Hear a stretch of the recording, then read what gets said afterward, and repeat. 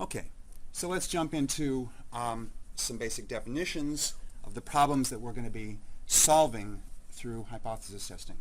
So, you already know the basic drill. We have models.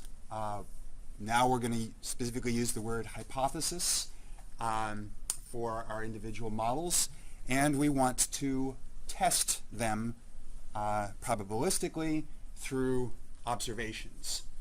And just to make a special point about what you oftentimes see in hypothesis testing in the literature is that the hypothesis that's being tested is often what's referred to as a null hypothesis.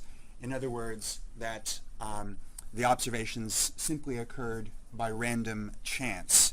Of course, what is meant by random chance has to be specified as a probabilistic model, but very commonly this is given the notation like H0 representing the null hypothesis.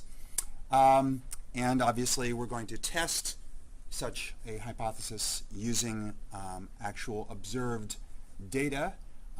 So you could view this in Bayesian terms as sort of the connection between our observations and our hidden variable representing different possible models. Okay, so H0 then is one possible value of that hidden variable representing the models that could have emitted the data, sort of analogous to the way, for example, in the forensics test problem, we were talking about match model versus mismatch model as two possible values of a hidden variable representing what's the true model that emitted these observations.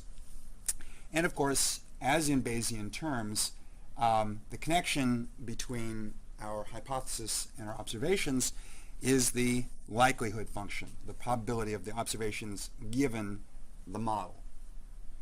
Now, very commonly it is useful to reduce the total set of cases that we're dealing with to just two, both for our hidden variable, which here I'm going to call H, as being either a positive outcome versus a negative outcome.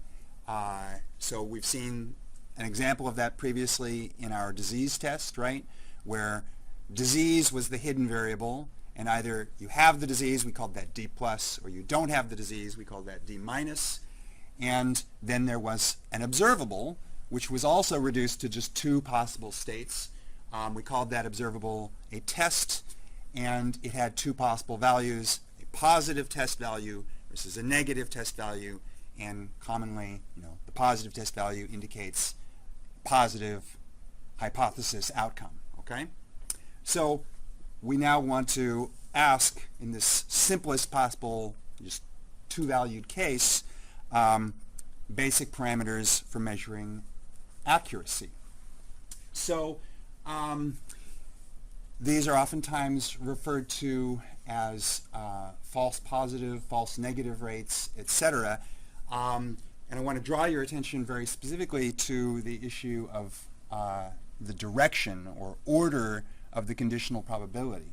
That is to say, we could either be conditioning on the hidden variable, and there are a bunch of terms that are attached to these different conditional probabilities. For example, what the probability of getting the positive T+ observation given that, for example, the patient actually doesn't have disease, that would be referred to as the so-called false positive rate.